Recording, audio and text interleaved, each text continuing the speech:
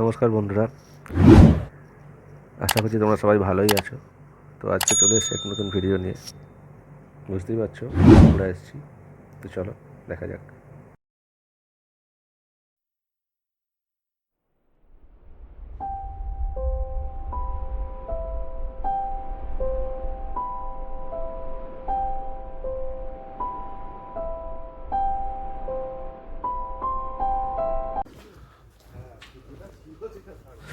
তো চলে এসেছি বনশ্রী রিসর্ট। এটি হচ্ছে বনশ্রী রিসর্ট। চলো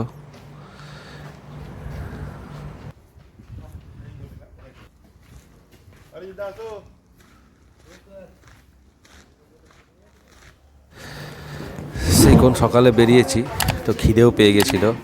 রিসর্টের রুম নিয়ে লাঞ্চ করতে চলে এসেছি। আমি নিয়েছিলাম ফিশ থালি, যে ভাত, ডাল, একটি ভাজা, পাঁপড়, চাটনি, মাছ আর আলু পোস্ত। এই ছিল মেনুতে। ভালো খাওয়া দাওয়া, যথেষ্ট ভালো, ঘরোয়া রান্না, ভালো। খাওয়া দাওয়া সেরে বেরিয়ে পড়লাম বিষ্ণুপুরে টেরাকোটার কাজ দেখব বলে। চলো টেরাকোটা মন্দির দেখব। এখন যাব এই বিষ্ণুপুরের জঙ্গল পেরিয়ে মদনমোহন মন্দির। তো চলো সঙ্গে থাকো।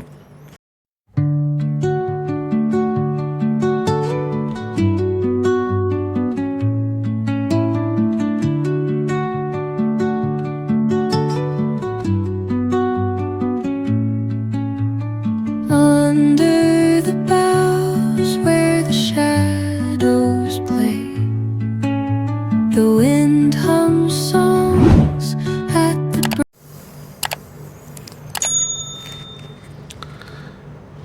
এই এসেই গেছি, এই যে মদনমোহন মন্দির। তো চলো এখানে গাড়িটা পার্ক করি, করে ভেতরে যাই। চলো তারপর গিয়ে কথা হচ্ছে।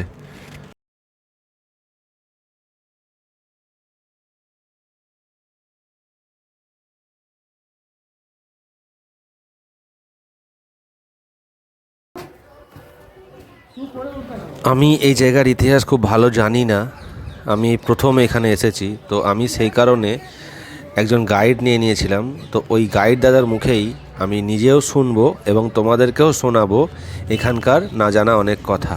তো চলো সঙ্গে থাকো, শুনতে থাকো। সব জায়গায় আপনি দর্শন করতে পারবেন না। আর বিষ্ণুপুরে মদনমোহন দর্শন ছাড়া সম্পূর্ণ। বিষ্ণুপুর হচ্ছে মদনমোহনই মেন। ঠিক আছে।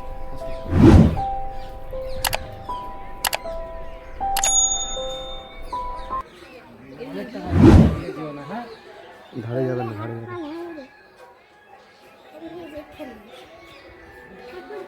এই যে আছে দেখো।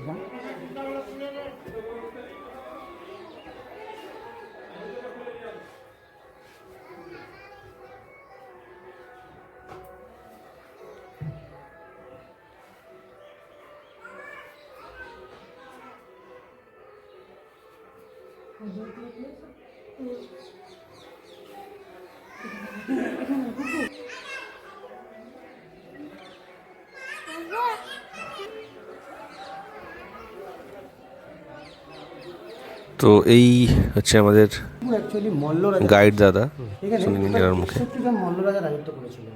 তাদের মধ্যে অন্যতম রাজা ছিলেন রাজা বীর হাম্বির। বীর হাম্বির ছিলেন মল্ল রাজাদের 49তম রাজা। যখন আমাদের এখানে 49তম রাজা রাজত্ব করছেন, তখন দিল্লির দরবারে বাবর মানে মোগল সাম্রাজ্যের আগমন। প্রথমে যখন মল্ল রাজারা বিষ্ণুপুর এসেছিলেন, শাক্ত ধর্মে বিশ্বাসী ছিলেন। পরবর্তীকালে ওনারা শৈব শক্তিতেও এসেছিলেন। তারপরে পরবর্তীকালে 1587 1587 একটা ঘটনা ঘটে, যেটা আমরা রাজনীতিতে গেলে আপনাদেরকে বলবো। তারপর থেকে ওনারা বৈষ্ণব ধর্মে দীক্ষা নিতে বাধ্য হয়েছিলেন। বৈষ্ণব ধর্মে দীক্ষা নেওয়ার পর কতগুলো রাধাকৃষ্ণের মন্দির ওনারা বানিয়েছিলেন। তাদের মধ্যে অন্যতম মন্দির হচ্ছেন এই বাবা মদনমোহন। এই মদনমোহন ছিলেন মল্ল রাজাদের রক্ষাকর্তা এবং নগরদেবতা। 1694 1694 খ্রিস্টাব্দে মল্ল রাজা দুর্জন সিং এই মদনমোহন মন্দিরের নির্মাণ করেছিলেন। বিষ্ণুপুরে দুর্জন সিং 1694 দুর্জন সিং দুর্জন সিং মল্ল রাজা দুর্জন সিং এই মন্দির নির্মাণ করেছিলেন। বিষ্ণুপুরে যতগুলো মন্দির দেখবো তার মধ্যে 4টে আমরা টেরাকোটার মন্দির দেখতে পাবো। তার মধ্যে এই মদনমোহন একটা। টেরাকোটা মিনস এই যে পোড়ামাটির যে কাজগুলো দেখছেন, এগুলোকে বলছে টেরাকোটা। আচ্ছা স্যার, স্যার রেজুলেশন বারবার চেঞ্জ হয়।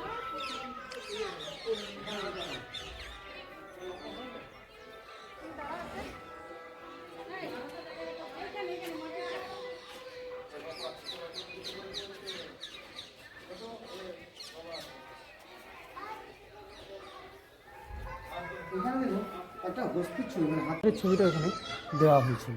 আচ্ছা, এদিকে আসুন।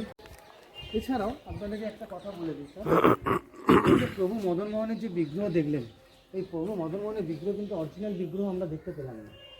এর যে অরিজিনাল বিগ্রহ, সেই বিগ্রহ রাখা আছে কলকাতা বাগবাজার মিত্তির বাড়িতে, কলকাতা বাগবাজারের মিত্তির বাড়িতে। কারণ একটা ঘটনা হয়েছে 17শো সেঞ্চুরির সময় একটা ঘটনা ঘটে, রাজাদের আমাদের অবস্থা খুব খারাপ হয়ে যায়, সেই সময় চাইলে ভোগ পেতে পারে না। আমাদের যে এই যে মন্দিরের গায়ে যে টেরাকোটার কাজগুলো আপনাকে দেখালাম, এখানে বাঁকুড়ার আমাদের বিষ্ণুপুরের একটা বিখ্যাত শিল্প আছে, যেটার নাম হচ্ছে বালুচুরি স্বর্ণচুরি শিল্প। এই শাড়ির মধ্যে এই কাজগুলোকে এখন তুলে ধরা হয়। হ্যাঁ, যদি আপনারা চান সেটাও দেখতে পারবেন কীভাবে বানাচ্ছে। হ্যাঁ, তাঁত মেশিন আছে, তাঁত মেশিনে দেখতে পারবে, আর এখন যদি তুলতেও চান তুলতেও পারবেন। ঠিক আছে, যদি বলেন।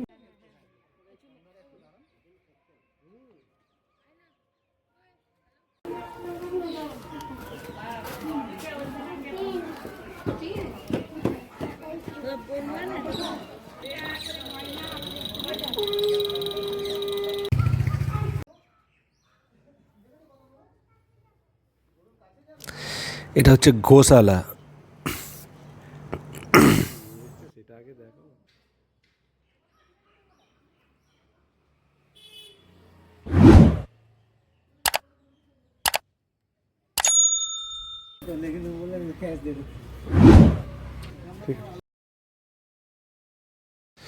চলে এলাম রাসমঞ্চ। এখানে টিকিট করতে হয়, অনলাইন বা অফলাইন দুরকমই করা যায়। এই টিকিট কেটে রাসমঞ্চে প্রবেশ করতে হয়। দেখুন, পথের পথ দিয়ে যখন যাচ্ছিলেন, ওনার সাথে অনেক নথিপত্রকে কাপড়ে পোটলাই করে বেঁধে গরুর গাড়ি করে নিয়ে যাচ্ছেন, যে গরুর গাড়ি চলাচ্ছে। কারণ রাজারা যখন শাক্ত ধর্মে ছিলেন, লুট ছিনতাই ডাকাতি এগুলো সবই করতেন। তো সেই জন্য ওনারা ভেবেছিলেন যে উনি অনেক সোনা দানা নিয়ে যাচ্ছেন, ওই জন্য ওনারা সমস্ত কিছু লুট করে দেন। লুট করার পরে সিংহাস মহাপ্রভু কী করবেন কিছু খুঁজে নিতে রাজবাড়ির মেন গেটের সামনে বসে কান্না করছিলেন, এবং কাঁদতে কাঁদতে উনি শুনতে পেয়েছিলেন রাজসভার ভেতরে কেউ ভাগবতের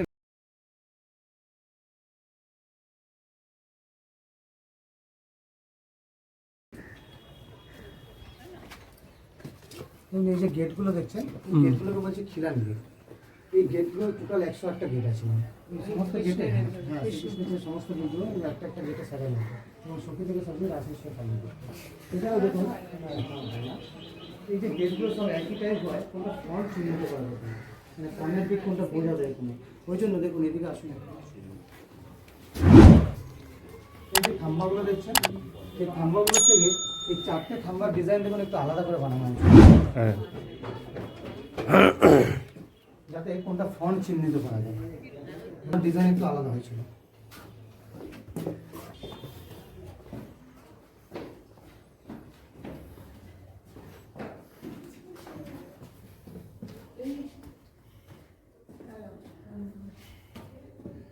এছাড়াও দেখুন এত বড় যে মঞ্চটা দাঁড়িয়ে আছে, কোনো রডের ব্যবহার নেই এবং সিমেন্টের কোনো ব্যবহার নেই, পুরোটাই তো খিলানের মাধ্যমে ব্যবহার করা হচ্ছে। একটা পর একটা, হ্যাঁ, একটা পর একটা ইটকে চাপে চাপে তৈরি করা হয়, এবং কীভাবে বানিয়েছিলেন সেগুলো আপনাদেরকে দেখাচ্ছে, একটু আসলে।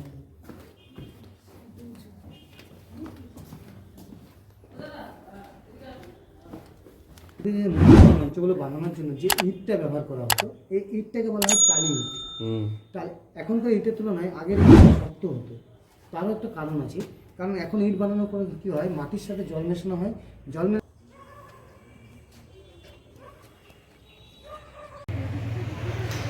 রাসমঞ্চ ছেড়ে এবার চলে এসেছি এই কামান দেখতে। এটা হচ্ছে দলমাদল কামান।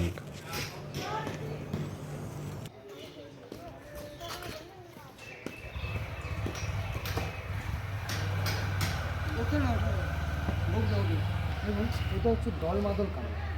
অ্যাকচুয়ালি দল শব্দের অর্থ হচ্ছে শত্রু, আর মাদল মানে দমন করা বা মর্দন করা। শত্রু দমনের জন্য এই কামান ব্যবহার করা হয়েছিল 1732। বাঁধ মানে এই জলাশয়কে বলছে বাঁধ, এগুলো কৃত্রিম জিনিস। 1600 খ্রিস্টাব্দে রাজা বীরহাম্বির বিষ্ণুপুরে যাতে জলের না অভাব হয়, এই যেরকম টোটাল 7টা বাঁধ খনন করেছে এগুলো। তার মধ্যে একটা ঐতিহাসিক বাঁধ হচ্ছে লালবাই। এখানে লালবাইয়ের নাম শুনে পাবেন, লালবাই ছিলেন একজন রাজসভায় নৃত্যকৃত্য করতে। বাঁকুড়া বা বিষ্ণুপুর আসতে গেলে আপনাদেরকে 18011 চক্রধরপুর এক্সপ্রেস ধরতে হবে। সেটা শালিমার থেকে ছাড়ে রাত্রি 11:30। এবং এসে পৌঁছায় পরের দিন 3:26 সকালে। একটি ট্রেন আছে 18013 বোকারো স্টিল সিটি, ওটারও টাইম ওই 11:30 হাওড়া থেকে ছাড়ে, পরের দিন সকাল 3:28 পৌঁছায়।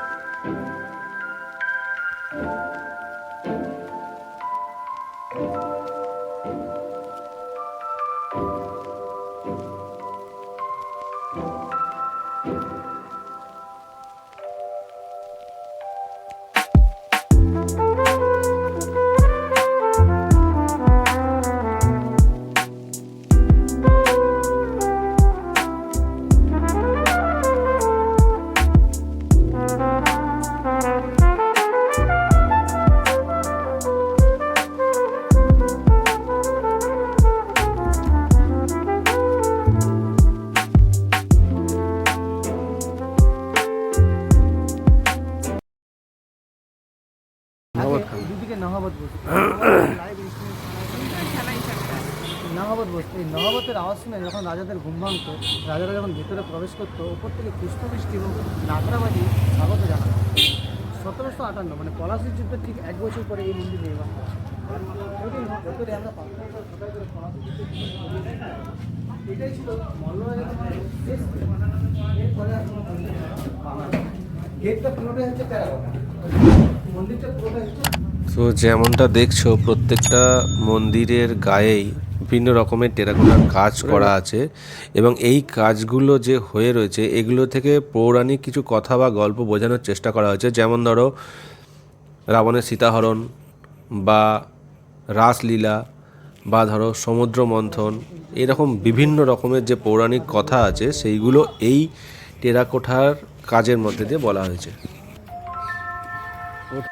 এইবার পরিচয় করিয়ে দেব বাঁকুড়ার একটি অন্যতম শিল্প, সেটা হচ্ছে ডোকরা শিল্প। পিতল এবং ব্রোঞ্জ ব্যবহার করে এই বিভিন্ন রকমের মূর্তি তৈরি করা হয়, যেগুলো খুবই সময় সাপেক্ষ এবং পুরোটাই হাত দিয়ে।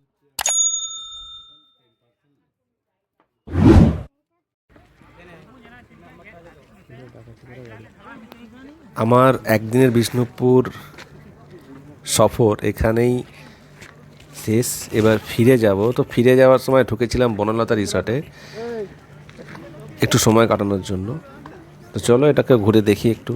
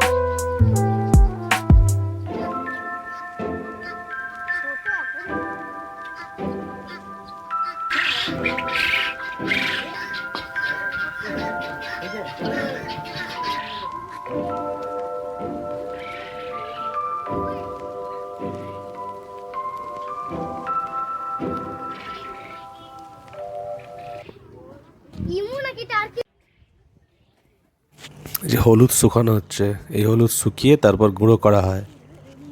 হলুদ, হ্যাঁ, সত্যি সত্যি মানে হলুদ তো।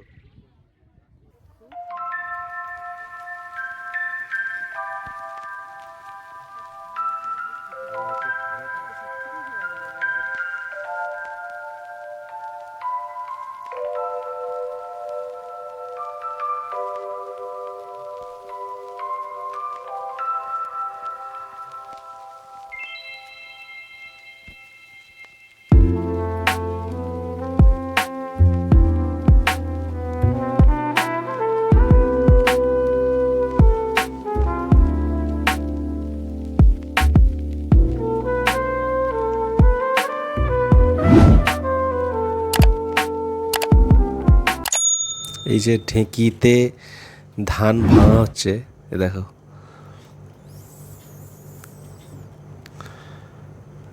আর এই ভাঙানো ধানের গুঁড়ো থেকেই এখানে পিঠে তৈরি হচ্ছে, যে পাটিসাপটা পিঠে। চলো নিয়ে খেয়ে দেখি।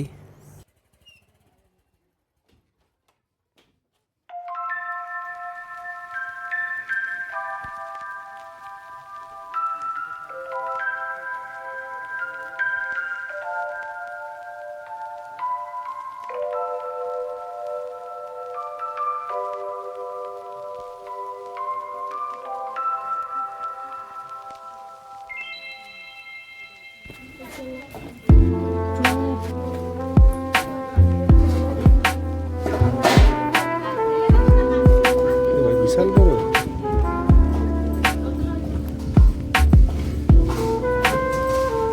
গরম আছে তো?